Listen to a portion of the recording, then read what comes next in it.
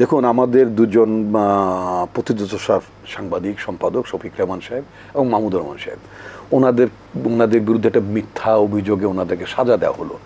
তো আইন উপদেষ্টা যে ব্যাখ্যাটি দিয়েছেন তার ব্যাখ্যাটার সাথে আমি আদৌ একমত নই। তিনি বলেছেন যে শফিক রেহমান সাহেব তিনি সাজা স্থগিত রাখার শর্তে তিনি আপিল করবেন, এই মর্মে তিনি আবেদন করেছেন। সেই জন্য তাকে মাহমুদুর রহমান সাহেব সেটি তাকে জেলে নেওয়া হয়নি। আর যেহেতু মাহমুদুর রহমান সাহেব বিপ্লবী মানুষ, তিনি এটা করেন, রাষ্ট্রের কাছে সেই আনুকূল্য চাননি। বিষয়টা আনুকূল্য দেওয়ার বিষয় না, ফান্ডামেন্টাল বিষয়টা কোনটা, যে মামলাটিতে যে অভিযোগটি তার বিরুদ্ধে আনা হয়েছে সেই অভিযোগটি সঠিক কিনা এবং অভিযোগটির ব্যাপারে বিচারক তিনি ন্যায় বিচার করেছেন কিনা। যদি তা না হয়ে থাকে তাহলে তো রাষ্ট্র তো ইচ্ছে করলেই মামলাটা উইথড্র করে ফেলতে পারতো। আচ্ছা, তাহলে রাষ্ট্র কেন মামলাটা উইথড্র করবে? আমি এই কথা নিয়ে আপনি বলছেন যে considering both merit and spirit also. Exactly. এবং আমি এটাও বলতে চাই, আমি এটা শেখ হাসিনা সরকারের আমলে কমপক্ষে 3-4 বার বলেছি, কারণ আমার তো ভিতরে কলিজা ছাড়া অন্য জায়গাটা একটু কম, ফ্যাপসা সাইজ কম, কলিজাটা অনেক বড়। আমি শেখ হাসিনা আমলে বারবার ওই ভদ্রলোকের নাম উচ্চারণ করে বলেছি। ইনসিডেন্টালি তার নামের ফার্স্ট নেম আমার সাথে মিল, আসাদুজ্জামান নূর। তিনি আবার না ওই যে আপনার অভিনেতা বাকের ভাই না, আসাদুজ্জামান নূর, ইনি এডিশনাল সিএমএম ছিলেন ঢাকার। আমি তাকে আমি কিন্তু আদালতে একটা ঐতিহাসিক ডকুমেন্টও আছে। আমি তো আমার নিজের মামলা নিজে লড়ি, নিজে কথাবার্তা কোর্টে বলি, তো জানি যে কথা তো বেশিক্ষণ বলতে দেবেন। এই জন্য রিটেন আমার যে বক্তব্য 14 পৃষ্ঠা একটা টাইপ বক্তব্য আমি আদালতে আগে থেকে 20 টাকার স্ট্যাম্প দিয়ে আগে জমা দিয়ে দিতাম, দিয়ে তারপরে কথা অল আর ডকুমেন্টেড।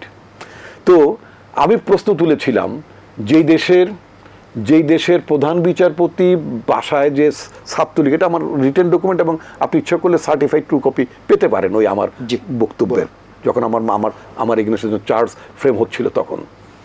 তো যে দেশের প্রধান বিচারপতি বাসায় বসে ছাত্রলীগের ফুল নেয়, তা আমি বলছিলাম ভবিষ্যতে জেলাগুলোতে ঠেলা লীগ, ভ্যান লীগ, নানান লীগ, মুরগির ব্যাপারী যারা আছে তাদের তো একটা লীগ হইতে পারে নাকি, ময়লা লীগ। তো এই ময়লা ভ্যান লিগে তত আছে, এই সমস্ত লীগরা যে আপনার জেলা লেভেলে যে আপনার জেলা লেভেলের বিচারক আছেন বা ট্রাইব্যুনাল আছে তাদেরকে যে ফুল দেবেন। চিন্তা করেন কি একটা ভয়ঙ্কর একটা উদাহরণ তিনি সৃষ্টি করলেন। তারপরে কি করলেন, আসাদুজ্জামান নূরের কথাটা আবার আসি, এডিশনাল সিএমএম, ওই বেটাকে তো এখন পর্যন্ত হ্যান্ডকাপ দিয়ে তার জেলে ঢোকানো হচ্ছিল। মাহমুদুর রহমানকে জেলে পাঠানোর আগে ওই এডিশনাল সিএমএম আসাদুজ্জামান নূরকে হ্যান্ডকাপ দিয়ে জেলে পাঠানো দরকার। এবং যদি আইন উপদেষ্টা যদি আমার বক্তব্যটা শুনে থাকেন, মেহরবানি করে আপনি ব্যবস্থা নিন। কারণ ওই আসাদুজ্জামান নূর যখন সজীব ওয়াজেদ জয় যখন কোর্টে গেলেন, এটা আমি আগেও বলেছি অনেকবার, সজীব ওয়াজেদ জয় তার একজন নাগরিক, তার অবশ্যই তার বাংলাদেশে ন্যায় বিচার পাওয়ার অধিকার আছে। তিনি আদালতে বিচার প্রার্থনা করতেই পারেন, আমার আছে, তারও আছে। কিন্তু আমি যখন কোর্টে যাই, আমি তো মামলার জন্য যেতে হয়, আমাকে কি কোনো এডিশনাল সিএমএমকে আমার রিসিভ করে নাকি? এটা তো এক্সপেক্টেড না, নাউজুবিল্লাহ। কেন করবেন তিনি? তার তো করার কোনো কারণ নাই। আমি যখন হাজিরা দিয়ে চলে আসবো তিনি আমার সেভ করবেন, এটাকে আমি এক্সপেক্ট করি? প্রশ্ন ওঠে না, কেন করবেন? কিন্তু দ্যাট কুলাঙ্গার, ওটার আবার আরেকটা শব্দ, শেখ হাসিনার পছন্দের বিচারক সিএম এডিশনাল সিএম, ওই জন্য শেখ হাসিনার পছন্দের শব্দটা ওর জন্য প্রয়োগ করলাম। ওই কুলাঙ্গার আসাদুজ্জামান নূর, ওই কুলাঙ্গারটা কি করলো, মামলা প্রক্রিয়া শেষ, তারপর দেখা গেলো ওই পিছনে জয়ের পিছনে তো জয়ের পেছনে রাষ্ট্রের পিপি থাকবে বা থাকতে পারে, তারা তো সরকার নিয়োজিত লোক থাকতে পারে। কিন্তু তুমি এজলাসে বিচার করে তুমি কেন জয় সজীব যে বুঝলাম তিনি প্রধানমন্ত্রীর কি আইসিটি উপদেষ্টা মানলাম, কোনো বিচারক কি কোনো মন্ত্রী যখন আসেন তিনি বিচার প্রার্থী হিসেবে আসেন নাকি? তিনি যখন এজলাস আদালত অঙ্গন ত্যাগ করবেন অথবা কোর্টরুম ত্যাগ করবেন, তখন কি এজলাস থেকে উঠে ওই বিচারককে কি ওই মন্ত্রীর পিছনে হাঁটতে হবে? কি জাতীয় বিচার ব্যবস্থা শেখ হাসিনা তৈরি করে গেছিল? বশংবোধক গোলামদেরকে দিয়ে বিচার ব্যবস্থা করে গেছিল। সেই বশংবোধক গোলামরা তো নানান জায়গায় ছড়াই ছিটে আছে।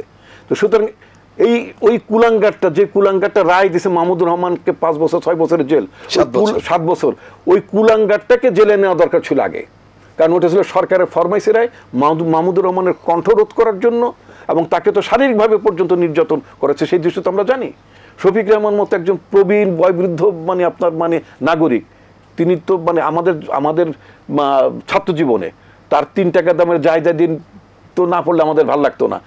অসাধারণ একটা, এবং সাংবাদিকতার ডাইমেনশনই তিনি বদলে দিয়েছিলেন, তাই না?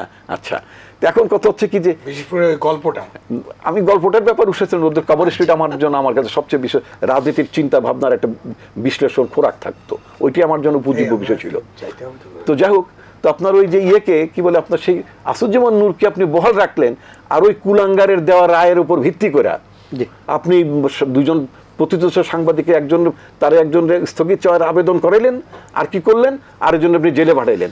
আমি মনে করি মাহমুদুর রহমান ওয়াজ রাইট। আমি যে আমি 2 সেকেন্ড শহীদের কাছ থেকে নিচ্ছি, আমি 2 মিনিট 2-4 সেকেন্ড। আমি কিন্তু শেখ হাসিনার ক্ষমতা থাকা অবস্থায় আমি কিন্তু প্রধান বিচারপতি সম্পর্কে বহুবার বলছি, এই কারণে চাচ্ছিলাম যে বেটা যাতে আমাকে সুমোটো করে যাতে আমাকে কোর্টে নেয়, নিলে আমি ওর ওপেন কোর্টে খুলে দিতাম।